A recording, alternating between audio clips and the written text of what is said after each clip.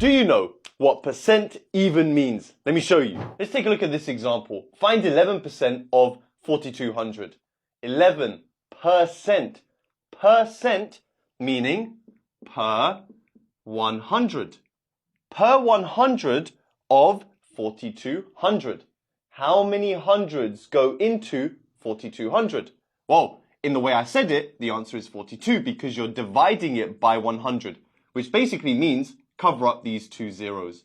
So what we're doing is 11 of 42.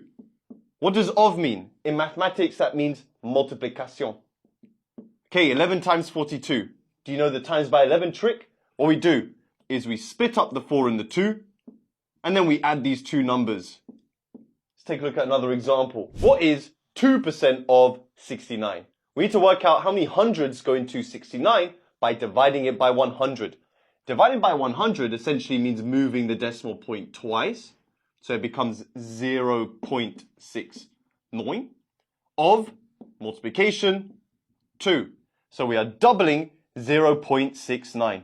You can think of it as doubling 69 is 138. So when you double this, it becomes 1.38. Nice. Follow me for more content like this.